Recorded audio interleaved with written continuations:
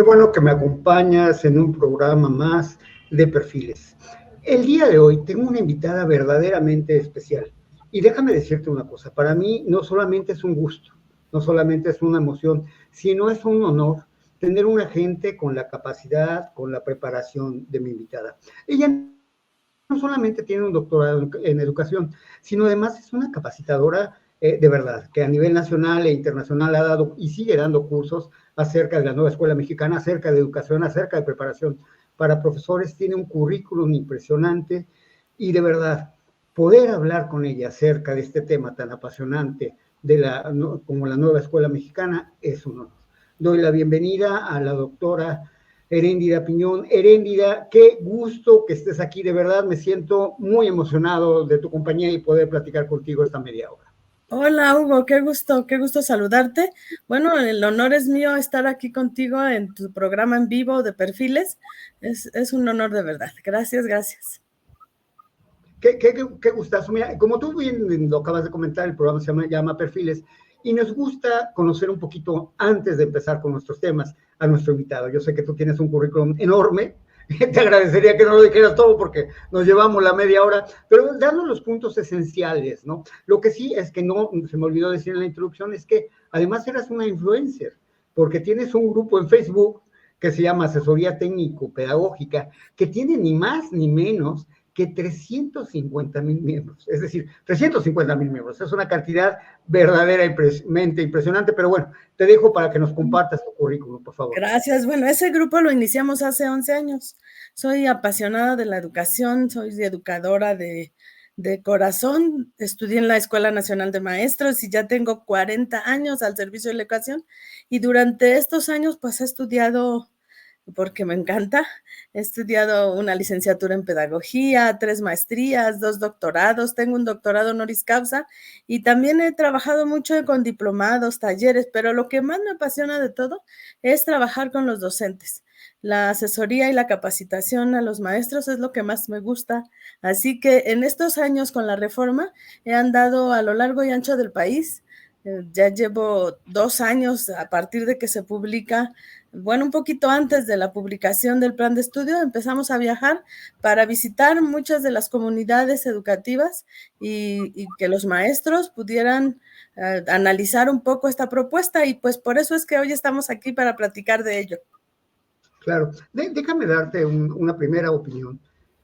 Y mi opinión es, y naturalmente la experta eres tú y no yo, mi opinión es que es un cambio en el sentido correcto. Yo creo que la reforma educativa, yo creo que esta nueva escuela mexicana era un cambio necesario, pero bueno, ha tenido sus problemas y naturalmente alguien como tú, que se dedica a la capacitación de los profesores, los conoces mejor que nadie. ¿Cuál es tu opinión de la reforma? ¿Cuál es tu opinión de esta nueva escuela mexicana? Y cómo se lleva a cabo esta capacitación a la que tú te dedicas. Sí, coincido contigo que en esta idea de que es un cambio necesario. Y en esta ocasión, más que una reforma educativa, es un cambio de paradigma, una verdadera transformación. Lo que se intenta es romper con esas inercias del sistema educativo que durante muchos años ha tenido a los maestros como operarios de un programa que alguien escribe y que los maestros solamente seguían en los libros de texto o en los listados de contenidos para poder trabajar en la escuela. Y esa forma de hacer las cosas en un momento como el que vivimos, pues ya casi un cuarto del siglo XXI, y con tantos avances como tú en tu programa lo presentas muchas veces, con la inteligencia artificial, con las tecnologías, pero además con tantos problemas como los que estamos viviendo, sociales, desastres naturales, situaciones económicas que enfrentan las naciones, las migraciones enormes que se están dando de la gente de países por extrema pobreza, por violencia. Todo eso requiere una preparación diferente de nuestras niñas, niños, adolescentes y jóvenes. Y el gobierno está tomando una decisión de hacer una transformación para que se logre un impacto social desde la formación de estos niños en la escuela. Entonces, por eso era necesaria esa transformación.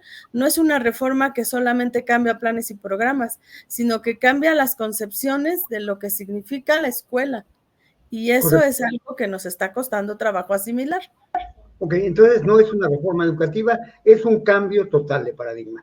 Muchas personas piensan que este cambio y este nuevo paradigma se basa en algo que hoy conocemos como aprendizaje por proyectos. ¿Es esta la nueva escuela mexicana? ¿Es esta la fortaleza de la nueva escuela mexicana? El aprendizaje por... No, fíjate que no, muchos se distrajeron con esto de las metodologías de trabajo por proyectos y se piensa que esa es la esencia de la nueva escuela mexicana y no es así. La nueva escuela mexicana tomó esta herramienta como un pretexto para poder hacer este cambio de la didáctica en la escuela, pero la esencia de la nueva escuela mexicana es el enfoque sociocrítico del trabajo en la escuela. Para poder estudiar cualquier tema, por ejemplo, vamos a tomar un tema de historia. Si yo estudio la historia de una manera tradicional, en donde cualquiera de los hechos históricos en nuestro país se presenta para repetir fechas, lugares, personajes, y que el alumno sabe que se dio la independencia de México o que se dio el movimiento de la revolución, pero no conoce la esencia que surge, que hace surgir esos o hace emerger esos movimientos, entonces el alumno se queda solo con una parte del cuento. Y con el enfoque sociocrítico se trata de entender el presente a partir de entender el pasado y saber qué es lo que nos mueve actualmente, por ejemplo, en los movimientos sociales que muchas veces los vemos como ajenos a nosotros porque no somos parte de esos grupos vulnerables, por ejemplo, las comunidades LGTB, el feminismo, la cuestión que tiene que ver con la aprobación de leyes diferentes sobre la posesión de la tierra o sobre los impuestos que pagamos. Todo eso no lo vemos como algo, si no nos impacta directamente, lo vemos como algo ajeno y cada quien lo analiza desde sus propios privilegios. Y entonces no identifica las necesidades de toda una sociedad que tiene que cambiar junto con su gente. La sociedad mexicana, bueno, somos un país que se ha asumido como un país de mestizos a partir de esa combinación que tuvimos cuando la invasión de los españoles. Se ha asumido como un país de mestizos y como un país de personas que aspiran siempre a parecerse a aquellos que nos invadieron. El ideal de mejora que tienen los mexicanos muchas veces es pues el parecerse a ese hombre blanco barbado que llegó hace tantos años a invadirnos y que ahora sigue dominándonos desde una influencia con un eurocentrismo que no reconocemos. Y entonces todo lo que hacemos, pues el español que hablamos, la manera en que nos comportamos, todo tiene que ver con estas influencias. Si en la escuela no logramos indignarnos por todo esto que está sucediendo a nuestro alrededor, entonces no estamos logrando una verdadera educación. México tiene que cambiar, pero tiene que transformarse de fondo. Los mexicanos tenemos que reconocer que podemos hacer grandes cosas sin necesidad de depender ni de los vecinos del norte, que también tenemos una gran dependencia de ellos en muchos sentidos, ni de las influencias europeas, que podemos recuperar incluso esas formas de entendimiento del buen vivir de nuestros pueblos originarios, que bueno, en todo lo que es la Tierra del Fuego, en todo el continente andino, desde la Tierra del Fuego hasta Canadá, con esta posibilidad de reconocer la región que nos dio origen a nosotros, pues nos haría, si nosotros no viviéramos tratando de entenderlo en el trabajo áulico, pues entonces nos haría concebirnos en lo que realmente somos como esencia, como un pueblo que puede salir adelante y no estar dependiendo de que otros autoricen hasta la manera en que hablamos, por ejemplo, en el idioma español. Las palabras que decimos, que pronunciamos, tienen que ser autorizadas por la Real Academia de la Lengua Española, que está en España, ¿no? Entonces son Perdón, estoy totalmente de acuerdo contigo, pero salvo mejor opinión tuya, evidentemente para que haya este cambio de conciencia y de paradigma, se necesita, bueno, la participación activa y el cambio en el maestro. ¿Qué has encontrado tú en este sentido? Los maestros están cambiando, el programa está haciendo que el maestro reflexione, que cambie, y con ello, ¿está apoyando a los alumnos en este cambio? Ahí tenemos grandes ausencias. Desde la formación inicial de los maestros en las escuelas normales, pues también ha sido una formación un tanto cuanto técnico-instrumental, porque se aprende la didáctica, pero la didáctica también se aprende desde estas influencias europeas. Entonces, por ejemplo, en el pasado plan de estudios, pues la influencia era de personas como Vygotsky y Piaget, o sea, a partir de los desarrollos teóricos que han hecho y nosotros tratar de entenderlos y tropicalizarlos, por así decir, para poder aplicarlos a nuestra gente. Y eso pues nos aleja más de poder comprender lo que es México. Yo creo que sí hay una ausencia en la formación, en la actualización de los docentes, y eso está dejando huecos grandes, porque la SEP parece que está apostando a la reflexión de los colectivos al interior de cada escuela, y en ese sentido no ha logrado que los maestros reflexionen realmente sobre cuál es el cambio, sobre por qué se pretende este cambio. Los fundamentos de la nueva escuela mexicana para lograr esto están en unos libros que se llaman Libro para el maestro y la maestra, un libro sin recetas para la maestra y el maestro, que están hechos, son 6 libritos.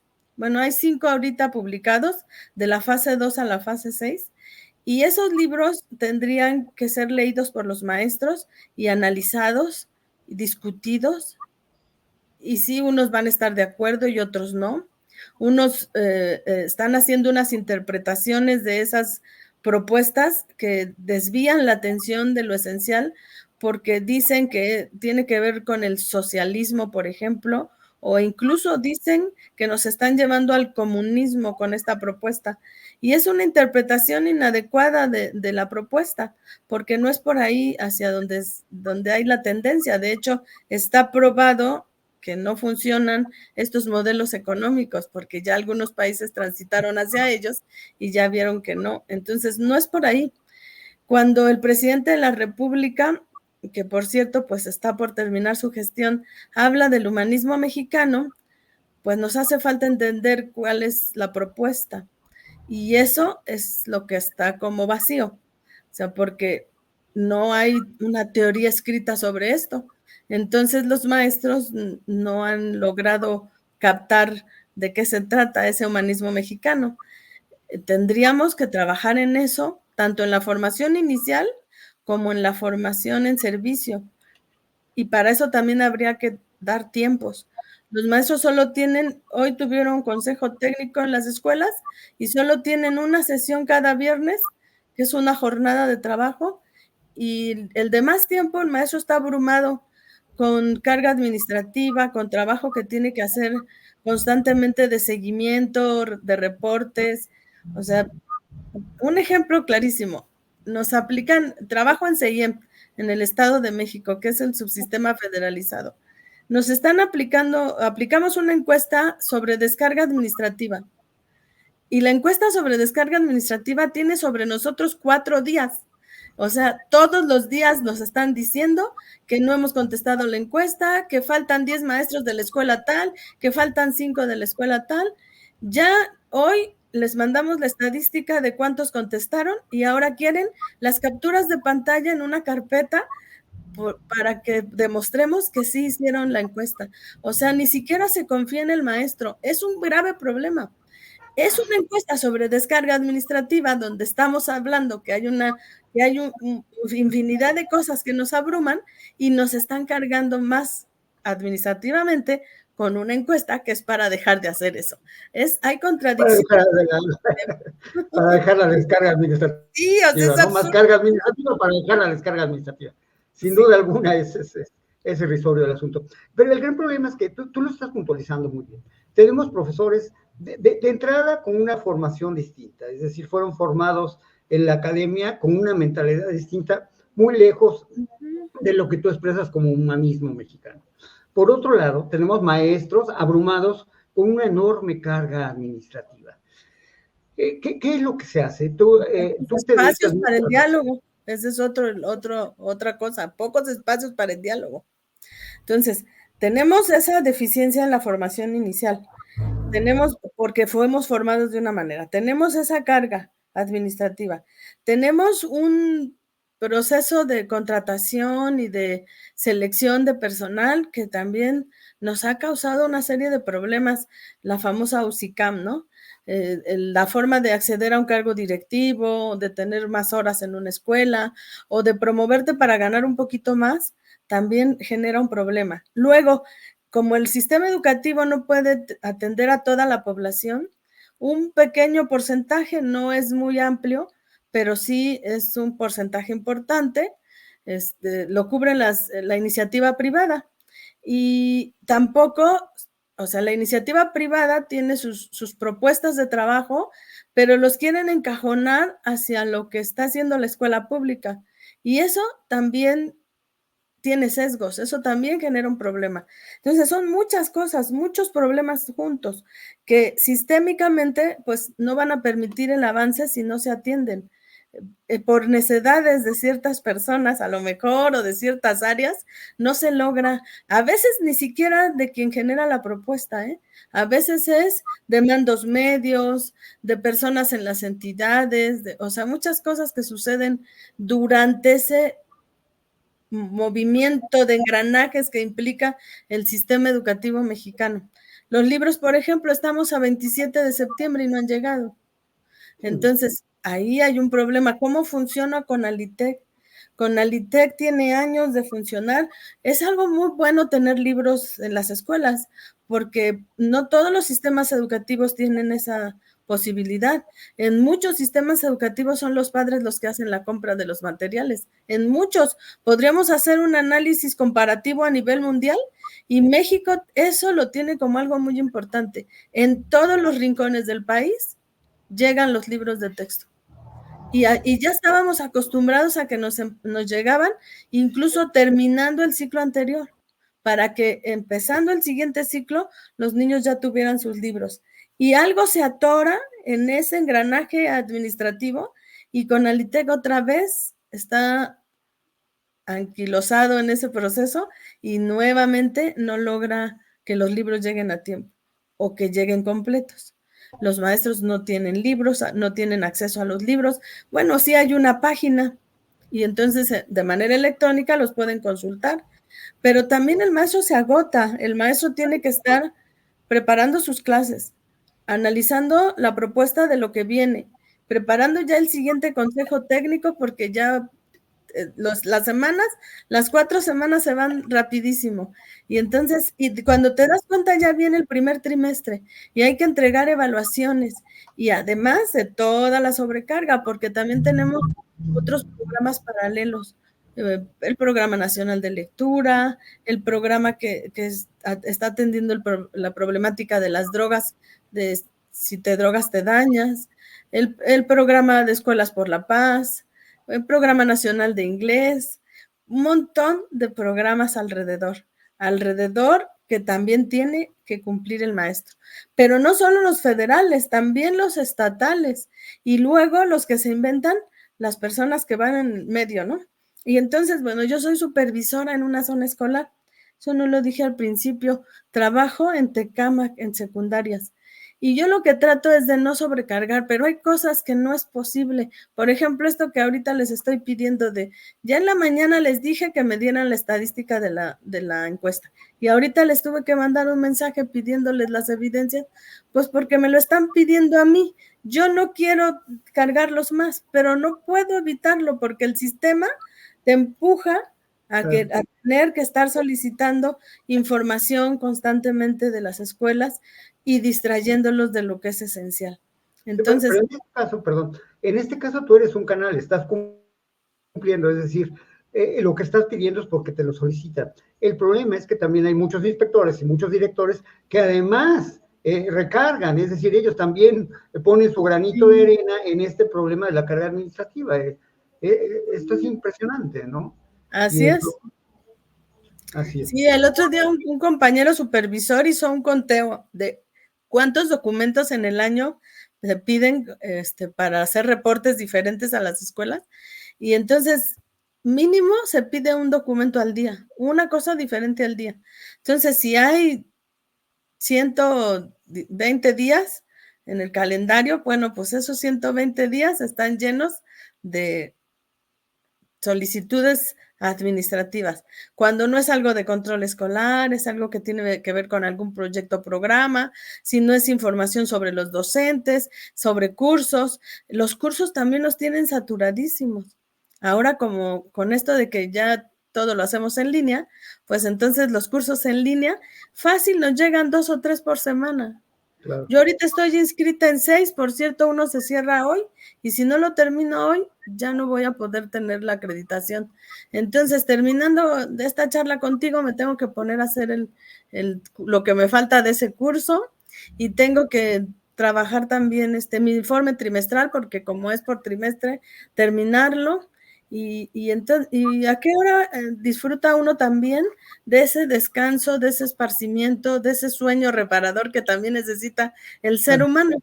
Yo creo que hay algo que tiene que ver con el cuidado de los seres humanos, que es parte de esa filosofía humanista, y lo olvidamos, porque en estas tendencias de explotación, de neoesclavitud que tenemos, pues ahora con un WhatsApp, a la hora que sea, porque ahorita les acabo de mandar el mensaje, o sea, poquito antes de las 6 de la tarde, el mensaje a los directores de que necesito las capturas de pantalla. O sea, es viernes, 6 de la tarde. O sea, no los puedo dejar descansar. De veras que es tremendo eso. Entonces, así está sucediendo. Y se pierde la esencia, porque entonces el maestro ¿a qué hora reflexiona? Sobre la importancia del cambio, sobre la posibilidad de transformar su praxis. Eso tiene que ser despacio. La pedagogía del caracol, Claro. a un ritmo que nos permita, como dice el dicho, despacio que llevo prisa. Sí tenemos prisa de cambiar, pero lo tenemos que hacer progresivamente, paulatinamente.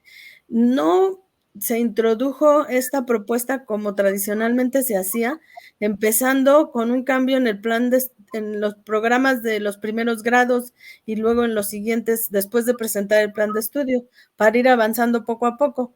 Así se hacía siempre, y ahora no, entró de lleno a todos los grados. Tiene una razón de ser, porque no sería compatible con el trabajo de escuela, por esto que tú decías, de que tenemos que hacer trabajos a nivel aula, a nivel escuela y a nivel comunidad. Eso sí es esencial en la nueva escuela mexicana, no necesariamente proyectos como metodología única de trabajo, hay otras metodologías, como el aprendizaje basado en casos, como el aprendizaje basado en el juego, como el aprendizaje basado en fenómenos, el aula invertida. Sí se pueden aplicar estas metodologías que no necesariamente son por proyectos, pero para aplicarlas se necesita que se trabaje en el aula, en la escuela y en la comunidad, porque el impacto que tiene que haber de esto tiene también que impactar a las familias. Vamos a suponer que vamos a hablar sobre en la escuela, como hemos identificado un problema, que es los hábitos alimenticios de las personas, ¿no? De las niñas, de los niños. O sea, llegan sin comer a la escuela, con su dinero en la bolsa para comprar en la tiendita, y lo primero que se compran a las 10:30 de la mañana son unos taquis fuego. Eso es lo que les cae. Ya hice un comercial aquí de los taquis fuego, pero es lo primero que les cae al estómago. ¿Se imaginan lo que sucede en el estómago de ese pequeño? Perdón, doctora, que te interrumpa. Lo que pasa es que, aunque no lo creas, nos quedan 6 minutos de programa. Llevamos 24 minutos platicando. Se ha ido de una manera muy rápida, y así sucede cuando realmente uno disfruta lo que se platica. Pero mira, en estos 6 minutos, ya quedó claro, tenemos un exceso de carga administrativa, tenemos una formación que no necesariamente está alineada con este pensamiento humanista mexicano, lo hemos platicado, existen falta de espacios de comunicación. Pero a final de cuentas, de toda esta problemática, quienes van a salir afectados son aquellos que dentro de unos cuantos años, que hoy están en la primaria, que están en la secundaria, en unos cuantos años van a tener que estar en la vida productiva. Estamos formando los hombres y mujeres que necesita México. ¿Qué tenemos que hacer? Y ahora sí vamos a hacerlo ya de manera muy breve porque nos quedan 6 minutos. Yo creo que en este momento no lo estamos logrando, pero un día me preguntó eso un maestro y yo le dije, voltea a ver hacia atrás. Estamos en 2024. Me conformo con que voltees a ver los últimos 24 años. ¿Lo hicimos? No, ¿verdad? Entonces, si en los últimos 24 años no lo hemos hecho, tenemos que intentarlo ahora. No estamos formando a esos niños porque no le hemos entendido a que estamos viviendo una forma diferente de vida, que estamos enfrentando problemas tremendos. O sea, lo que está pasando ahorita en Acapulco está tremendo. Pero no solo eso, lo que está pasando en Ucrania, lo que está pasando en Israel, lo que está pasando en los países de donde estamos recibiendo tantos migrantes. O sea, eso es algo terrible, tremendo. Entonces, si no nos damos cuenta de esto y no hacemos algo ya, no vamos a lograr nada. Sí nos vamos a equivocar, pero tenemos que atrevernos a hacerlo. Maestras y maestros, tenemos que hacerlo. Ese algo ya. ¿A qué te refieres? ¿Qué tenemos que hacer? Empezar a transformar nuestra práctica, reflexionar sobre lo que hacemos y transformarla, cambiar, apuntar hacia esa transformación social que necesitamos. ¿Qué necesitamos? Alumnos con un pensamiento crítico, alumnos que se posicionen ante estas problemáticas y que tomen decisiones en su vida en cuanto a cómo se alimentan, en cuanto a cómo viven cotidianamente, que se indignen por lo que está sucediendo cuando hay clasismo, discriminación, homofobia, xenofobia. O sea, estamos teniendo eso cotidianamente y nuestros niños en la escuela están estudiando cosas como ecuaciones, por ejemplo. Y yo no le quito el valor porque además mi especialidad es matemáticas, pero ¿para qué enseño ecuaciones aisladamente de las problemáticas del mundo si no logran ellos comprender el mundo? Y se creen además lo que les pone TikTok o lo que les pone Instagram como la única verdad. Esos son sus principales maestros. Entonces, sí tenemos ya que reflexionar y cambiar, transformarnos, atrevernos. Que dice el director que eso no, pues aunque diga que no, vamos a convencerlo. Que dice el supervisor que tengo que hacer esto otro, pues espérese tantito porque estoy ocupado aquí. Yo creo que también tendría que ser un cambio que empuje desde el trabajo de los maestros, porque desde las estructuras va a ser muy difícil moverlas, se tardan mucho como un elefante reumático en moverse. Entonces, mejor desde abajo, desde los docentes, desde cada espacio, desde cada aula, desde cada escuela, necesitamos directores transformadores, necesitamos docentes reflexivos sobre su práctica y invitando poco a poco. Hoy una maestra me decía, es que no logro que reaccione el colectivo. Ella es subdirectora y le mando un saludo hasta Querétaro. Me dice, terminé frustrada la sesión de consejo técnico porque hay una gran resistencia al cambio. Le digo, pues de 20 empieza con 2 y poco a poquito irán empujando el cambio, porque de veras es frustrante a veces cuando quieres hacer algo y te topas con un sistema anquilosado, con autoridades que no quieren hacer el cambio realmente y con personas resistentes porque dicen, ay, esto es lo mismo, proyectos y ya lo hemos hecho, y ahí se quedan con esa idea de que es lo mismo de siempre, no profundizan, no analizan, y entonces, pues eso genera, obviamente, pues un trabajo deficiente en las aulas y en la escuela. Okay.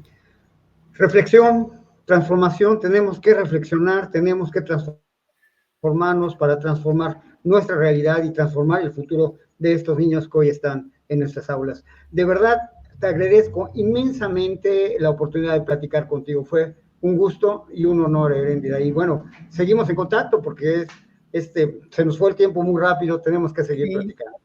Claro que sí, con mucho gusto. Y los invitamos a que participen con nosotros en un live en donde nos vas a platicar ahora tú sobre inteligencia artificial la próxima semana. Así que estén atentos aquí en el canal de de perfiles en el perfil de Facebook, pero también en el grupo de asesoría técnico-pedagógica.